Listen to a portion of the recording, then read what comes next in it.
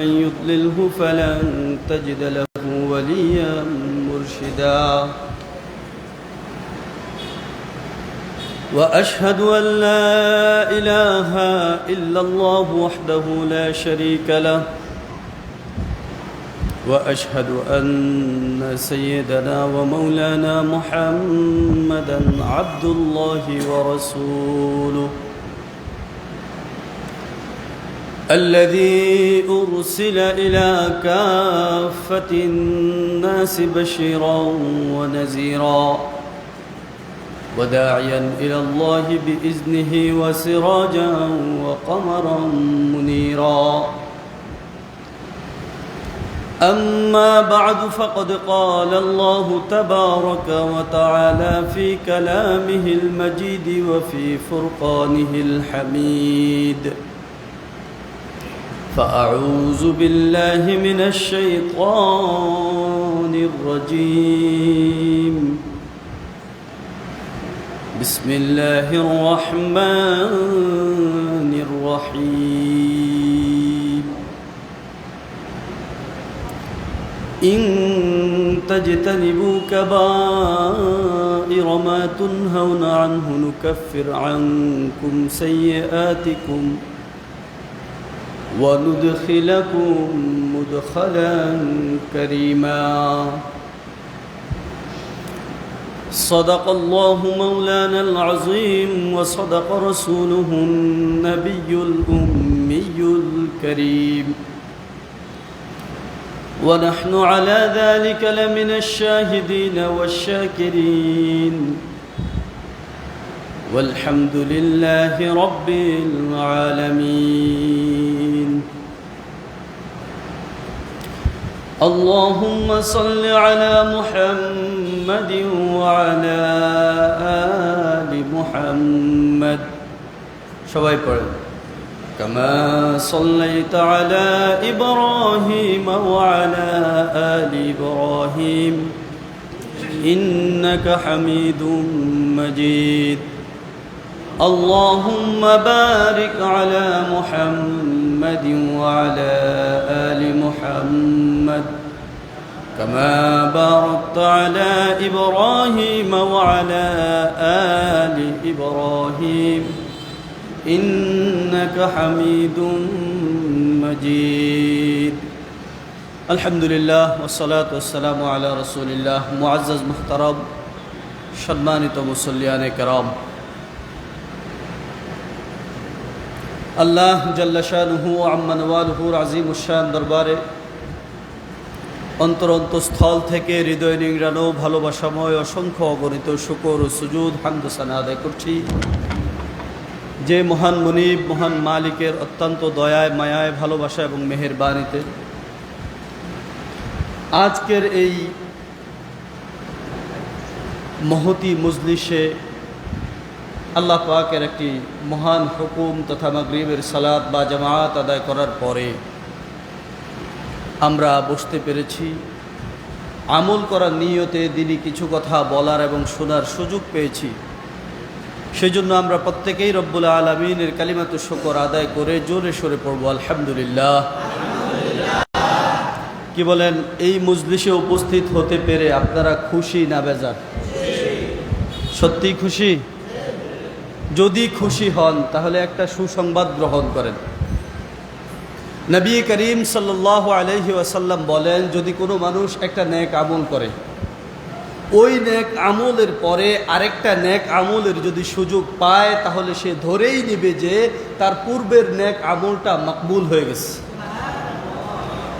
যেহেতু আমরা মাগরিবের সালাত আদায় করেছি, নেক আমল না বদ আমল? নেক আমল। এই নেক আমল করার পরে আমরা আরেকটি দ্বীনি মজলিসে বসতে পেরেছি, এটা আরেকটা নেক আমল। তাহলে এক নেক আমলের পরে আরেকটা নেক আমল করার যেহেতু সুযোগ আমরা পেয়েছি, সুতরাং আমরা ধরেই নিতে পারি যে আমাদের মাগরিবের সালাতটা কবুল হয়ে গেছে। নবী করিম সাল্লাল্লাহু আলাইহি ওয়াসাল্লাম বলেন, মান ইউরিদিল্লাহু বিহি খাইরান ইউফাক্কিহু ফিদ্দীন। আল্লাহ তাআলা যেই বান্দার জন্য কল্যাণ চান, আল্লাহ চাওয়া মানে আল্লাহ দেওয়া। আল্লাহ চাওয়া মানে কি? আল্লাহ কারো কাছ থেকে চাইতে হয় না, স্বয়ং আল্লাহ নিজে দেন। সুতরাং আল্লাহ যদি কারো জন্য কল্যাণের ফায়সালা করেন, তাহলেই তাকে নেক আমল করার সুযোগ দান করেন। আমরা মাগরিবের সালাত আদায় করলাম, একটা নেক আমল। আবার সালাতের পরে একটা গুরুত্বপূর্ণ মজলিস, দ্বীনি মজলিসে আমরা বসার সুযোগ পেয়েছি, আল্লাহর পক্ষ থেকে সুযোগ পেয়ে। ই সাআদাত বাজুরে বাজু নিস্ত, তানা বখশদ খোদায়ে বখশেন্দা। এই সৌভাগ্য কেউ বাহুর বলে অর্জন করতে পারে না, কারো শারীরিক শক্তি দিয়ে এই সৌভাগ্য কেউ অর্জন করতে পারে না, যতক্ষণ না আল্লাহ দান করেন। সুতরাং আল্লাহ যেহেতু আমাদেরকে এই সৌভাগ্য দান করেছেন, বোঝা যায় যে তিনি চান আমরা ক্ষমাপ্রাপ্ত হয়ে যাই। বোঝা যায় যে তিনি চান আমরা অন্যান্য জান্নাতীদের দলে অন্তর্ভুক্ত হয়ে যাই। এই জন্য আমরা সুসংবাদ গ্রহণ করতে পারি তো। আমাদের সমাজের আমাদের যে সমস্ত ভাই বাবারা মাগরিবের সালাত আদায় করে, বাজার কেন্দ্রিক মসজিদ হওয়ার কারণে অনেকেই মাগরিবের সালাতের পরে একটু চা চক্র করে, আমরা বলবো আজকে চা চক্রের পরে আর আড্ডা না দিয়ে মজলিসে উপস্থিত হয়ে যান। নবীজি বলেন এই জাতীয় মজলিসগুলিকে আল্লাহ তাআলার রহমত বেষ্টন করে নেয়। ফেরেশতারা চার দিক থেকে এই জাতীয় মজলিসগুলিকে বেষ্টন করে নেয়। আল্লাহ তাআলার রহমত এদের উপরে নাজিল হইতে থাকে, সাকিনা এদের উপরে নাজিল হইতে থাকে। সুবহানাল্লাহ।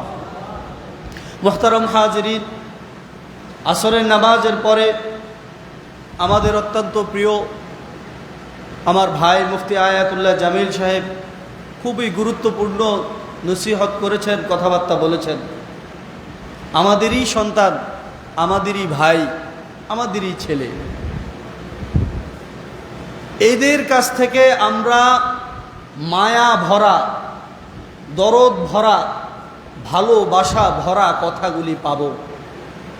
কারণ একটা সন্তান তার বাবাকে যতটুকু ভালোবাসে, তার প্রতিবেশীকে ততটুকু ভালোবাসে না। একটা সন্তান তার মাকে যতটুকু ভালোবাসে, তার পরিবারস্থ লোকদেরকে যতটুকু ভালোবাসে, প্রতিবেশীর প্রতি সেই পরিমাণ ভালোবাসা সে দেখাইতে পারে না। আবার তার প্রতিবেশীর প্রতি তার যে পরিমাণ ভালোবাসা থাকে, দূরবর্তীদের প্রতি সেই পরিমাণ ভালোবাসা থাকে না, এটা স্বাভাবিক। কিন্তু আমরা মুসলিম উম্মাহ, মুসলিম সন্তান হিসেবে সমস্ত মুসলমানের প্রতি আমাদের ভালোবাসা আছে না নাই? আছে। মুসলমানের প্রতি মুসলমানের ভালোবাসা থাকতে হবে। রাসূল করিম সাল্লাল্লাহু আলাইহি ওয়াসাল্লাম বুখারীর একটি হাদিসে বলেন, আল মুমিনুনা কুল্লুহুম কাজাসাদুন ওয়াহিদ। প্রত্যেক মুমিন যেন একটাই শরীর। ইনিস্তাকা আইনুহু ইস্তাকা কুল্লু, ইনিস্তাকা রাসুহু ইস্তাকা কুল্লু। যদি তার মাথায় আঘাত লাগে তো সারা শরীরে অনুভব হয়, যদি তার চোখে আঘাত লাগে তো সারা শরীরে অনুভব হয়।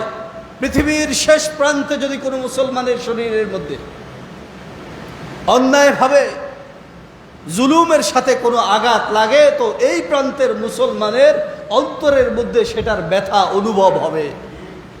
যদি এই ব্যথা কোনো মুসলমানের অন্তরে অনুভূত না হয়, সে প্রকৃত মুমিন হইতে পারে না।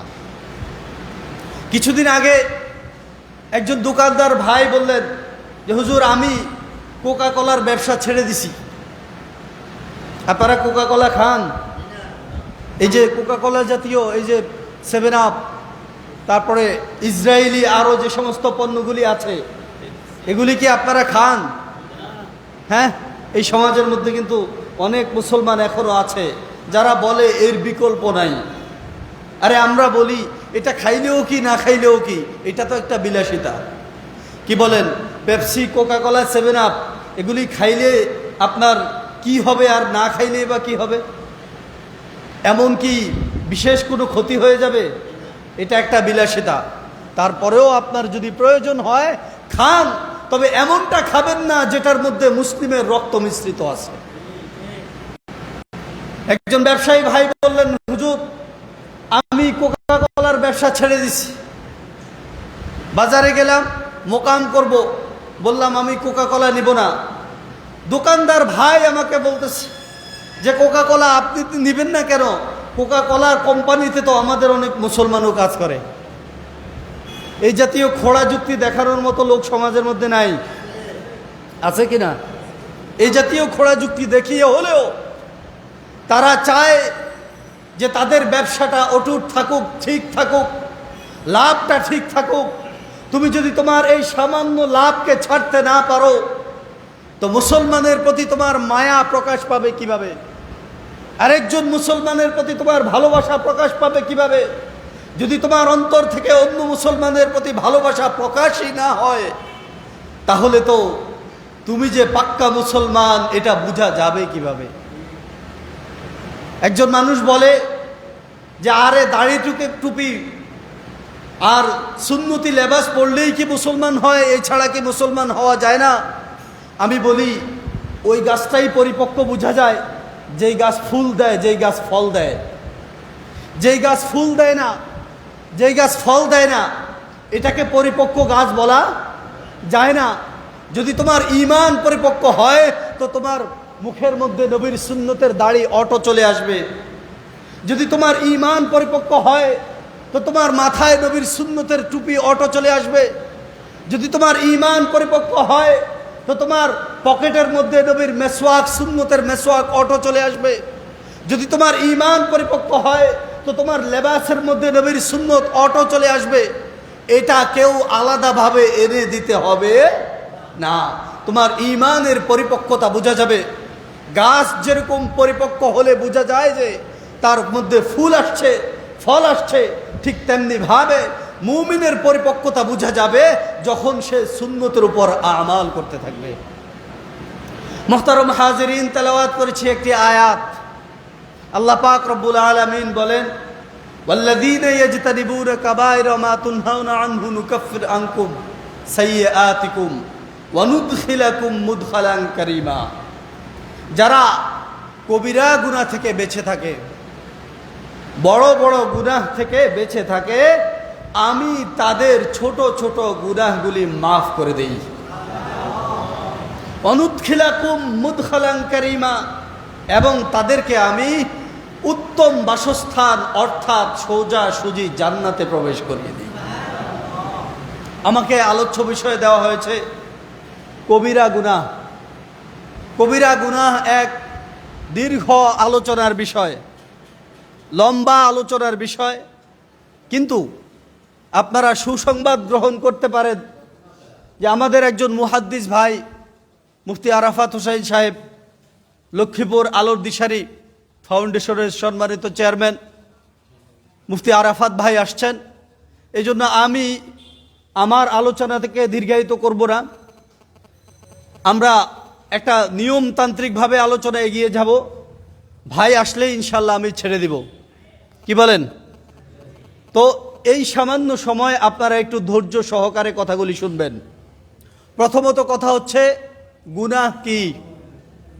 গুনাহ হচ্ছে আল্লাহ কর্তৃক, আল্লাহর কিতাব কর্তৃক, রসুল কর্তৃক, রসুলের আদেশ এবং নিষেধ কর্তৃক, এবং আসারে উম্মাহ as-সালাফ, পূর্ববর্তী উম্মতের আসারকে ভিত্তি করে যে সমস্ত জিনিসগুলিকে আল্লাহ তাআলা নিষেধ করেছেন, রসুল নিষেধ করেছেন, অথবা সরাসরি নিষেধ করেন নাই কিন্তু বলেছেন যে এই সমস্ত কাজে যদি তোমরা লিপ্ত হও তাহলে লানত প্রাপ্ত হবে, অভিসম্পাদিত হবে, অথবা বলেছেন এই জাতীয় কাজগুলি যদি তোমরা করো তাহলে আমার উম্মতের অন্তর্ভুক্ত রবে না, অথবা আল্লাহ তাআলা বলেছেন যে এমন যদি কাজগুলি তোমরা করো তাহলে তোমাদের উপরে জান্নাত হারাম, জাহান্নাম ওয়াজিব। এমন কথা যেই সমস্ত বিষয়ের সাথে সম্পৃক্ত, এমন সবগুলি বিষয় হইল গুনাহে কাবিরা, অর্থাৎ কবিরা গুনাহ। এমন সব বিষয়গুলি কি? কবিরা গুনাহ। কবিরা গুনাহ যে সমস্ত বিধিনিষেধগুলি আল্লাহ এবং তার রাসূল আমাদেরকে করে দিয়েছেন এবং নিষেধ করে দিয়েছেন, এই সমস্ত বিষয়ের সাথে যদি আমরা সম্পৃক্ত থাকি, সেটার নাম কি বললাম? কবিরা গুনাহ। এই কবিরা গুনাহ এর সাথে যদি কোনো মানুষ সম্পৃক্ত না হয়, অর্থাৎ কবিরা গুনাহ না করে, তাহলে সূরা নিসায়ে আল্লাহ তাআলা বলেন, আমি তাদের অন্যান্য গুনাহগুলি মাফ করে দেব। নুকাফির আনকুম সাইয়্যাতিকুম, আমি তোমাদের ছোট ছোট যে সমস্ত গুনাহগুলি আছে এগুলিকে আমি মিটিয়ে দিব, মুছে দিব, ক্ষমা করে দিব। অন্য আয়াতে আল্লাহ তাআলা বলেন, ওয়াল্লাযীনা ইয়াজতানিবুনা কাবাইরাল ইসম ওয়াল ফাওয়াহিশা ইল্লাল লামাম, যারা কবিরা গুনাহকে বর্জন করে এবং অশ্লীল কাজ থেকে বিরত থাকে, তাদেরকে আল্লাহ তাআলা ক্ষমা করে দেন। ছোট ছোট গুনাহগুলির ব্যাপার ভিন্ন, ছোট ছোট গুনাহগুলির ব্যাপার ভিন্ন। ঠিক এমনিভাবে আল্লাহ তাআলা অন্য আয়াতে বলেছেন, ওয়াল্লাযীনা ইয়াজতানিবুনা কাবাইরাল ইসমি ওয়াল ফাওয়াহিশা ওয়া ইযা মা গাদিবু হুম ইয়াগফিরুন, যেই সমস্ত মানুষগুলি কবিরা গুনার সাথে সম্পৃক্ত হয় না এবং ফাহিশা কাজ, অশ্লীল অশালীন কাজের সাথে সম্পৃক্ত হয় না, এবং রাগ হলে রাগটাকে গিলে ফেলে, রাগের বহির প্রকাশ করে না, আল্লাহ তাআলা বলেন, আমার রহমত এবং আমার ক্ষমা তাদের জন্য অসীমাহীন। অসীম রহমত এবং অসীম ক্ষমা তাদের জন্য আমি রেখে দিয়েছি। সুবহানাল্লাহ। মুহতারাম হাজিরিন, কবিরা গুনার মধ্যে রাসূল করিম সাল্লাল্লাহু আলাইহি ওয়াসাল্লাম বলেন, আকবারুল কাবাইর আল ইশরাকু বিল্লাহ, আল্লাহর সাথে শরীক করা হলো সবচেয়ে বড় কবিরা গুনাহ। আল্লাহর সাথে শরীক করা, আল্লাহর সাথে মানুষ দুইভাবে শরীক করে, এক আমালের দিক থেকে, দুই ইতিকাদের দিক থেকে, অর্থাৎ বিশ্বাসের দিক থেকে। বিশ্বাসের দিক থেকে মানুষ আল্লাহর সাথে শরীক করে। এই সমাজের মধ্যে আমরা অনেক মুসলমান এমন আছি যারা সরাসরি ইতিকাদের দিক থেকেও কবিরা গুনার সাথে, অর্থাৎ শিরকের সাথে সম্পৃক্ত। বিশ্বাসের দিক থেকে বলে, হুজুর আমি তো মূর্তি পূজা করি না, কিন্তু সে ঠিকই বলে ওষুধ খাইছি পরে ভালো হয়ে গেছি। বলে কি বলে না? বলে কেমন আছো? বলে ছেলেটা বিদেশ গেছে, টাকা পয়সা পাঠায় বলে দুই বেলা খাই, নাইলে খাইতেও পারতাম না, মনে হয় যেন তার রিজিকের মালিক তার ছেলে। এই জাতীয় মানুষ সমাজের মধ্যে নাই। বলে কেমন আছো? তুমি তো খেতি জিরাত করো, তোমার ক্ষেত খামারের খবর কি? বলে আর কি বলবো, ক্ষেতের অবস্থা তো পুরো চলেই যাচ্ছিল। হঠাৎ করে কৃষি বিষয়ক একটা পরামর্শ নিলাম, নেওয়ার পরে তারা আমাকে কিছু সার, কিছু ওষুধ দিল, মেরে দিলাম, আর পরপর করে ধান বের হয়ে গেল, ভালো ধানই হইল। বলে কি বলে না? তাহলে তার ক্ষেতের মধ্যে কেমন যেন সার আর ঔষধ তার ক্ষেতের মধ্যে ফসল এনে দিয়েছে, অথচ ফসল দেওয়ার মালিককে এই বিশ্বাস সে করে। এই সমাজের মধ্যে এমন অনেক মানুষ আছে যারা তাবিজে বিশ্বাসী। তাবিজ আছে না নাই? তাবিজ কবজে বিশ্বাসী মানুষ এই সমাজের মধ্যে নাই। তাবিজের বিশ্বাস মানে তাবিজ সব করে ফেলবে, তাবিজেই সব করে ফেলে। আবার এক শ্রেণীর মানুষ আছে শুধু তাবিজের কথা বলে, ওষুধের কথা বলে না। সেম ঘটনাটা কিন্তু সে ওষুধের সাথেও করে। কথা বুঝেন নাই? সে বলে তাবিজ দেওয়া শিরক। কেন বলে? যে এই জন্য তাবিজ দেওয়া শিরক, কারণ সে মনে করে যে তাবিজ ভালো করে, সে তো ওষুধ ভালো করে, এটাও তো মনে করে। ঔষধের কি কোনো ভালো করার ক্ষমতা আছে? ঔষধের তাকে সুস্থ করার কোনো ক্ষমতা আছে? যেমনি ভাবে তাবিজের তাকে সুস্থ করার কোনো ক্ষমতা নাই, ঠিক সেম ভাবে ঔষধেরও তাকে সুস্থ করার কোনো ক্ষমতা। সুস্থতা অসুস্থতা দেন কে? আর ভালোও করবেন তিনি ইনশাআল্লাহ। বিশ্বাস রাখতে হবে আল্লাহর উপরে, বিশ্বাস থাকবে আল্লাহর উপরে। উসিলা গ্রহণ করবেন আপনি, মাধ্যম গ্রহণ করবেন, যেটা আল্লাহ এবং তার রাসূল কর্তৃক আমাদেরকে জানিয়ে দেওয়া হয়েছে, যেটা রাসূল নিজে আমাল করেছেন, সেটা আপনিও করতে পারেন, আমরাও করতে পারি, সবাই করতে পারেন। কিন্তু বিশ্বাস থাকবে, ইয়াকিন থাকবে সুস্থ করার মালিক এই ছাড়া আর কারো পক্ষে সম্ভব না। মুহতারাম হাজিরিন,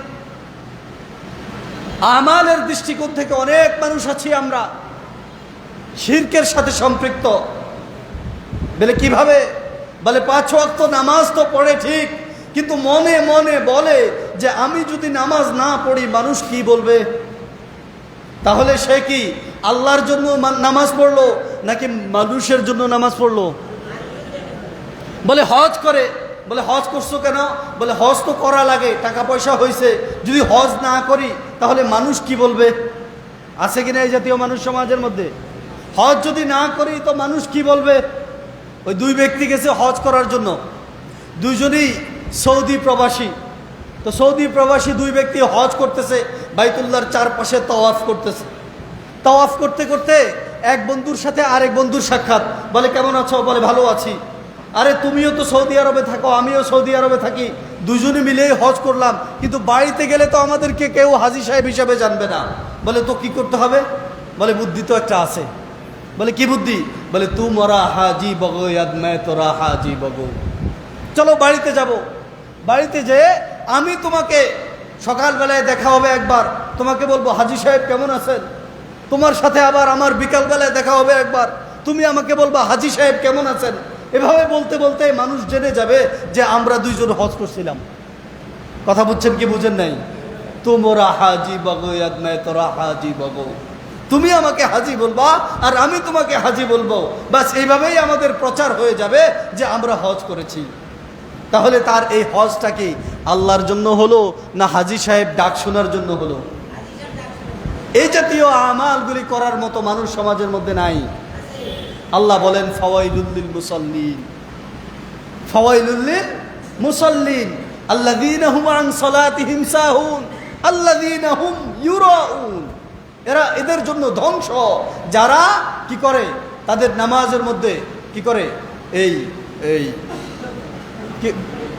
দুর্বলতা প্রদর্শন করে, অর্থাৎ অমনোযোগিতা প্রদর্শন করে এবং লোক দেখানোর জন্য নামাজ পড়ে। লোক দেখানোর জন্য নামাজ পড়নেওয়ালা সমাজের মধ্যে আছে কিনা? তো এটা হলো ইবাদতের মধ্যে আল্লাহ তাআলার সাথে শিরক করা। মুহতারাম হাজিরিন, আমার সম্মানিত বড় ভাই মুফতি আরাফাত হোসেন সাহেব চলে এসছেন। কবিরা গুনাহ সম্পর্কে আমি কথা বলতেছিলাম। আল্লাহ তাআলা যদি কখনো তৌফিক দান করেন তো ইনশাআল্লাহ আপনাদেরকে নিয়ে এই সমস্ত বিষয়ে আলোচনা করব। যতটুকু বললাম খুব সংক্ষেপ, খুব ছোট, তবে এই সমস্ত রোগগুলি আমাদের মধ্যে আছে না নাই? আছে। আল্লাহ তাআলা আমাদেরকে এই রোগগুলি থেকে মুক্ত হয়ে একমাত্র আল্লাহর জন্য ইবাদত করে কবিরা গুনাহ থেকে মাহফুজ থেকে আল্লাহর জান্নাতের মালিক হওয়ার তৌফিক দান করুন। ওয়া আখিরু দাওয়ানা আলহামদুলিল্লাহি রাব্বিল আলামিন।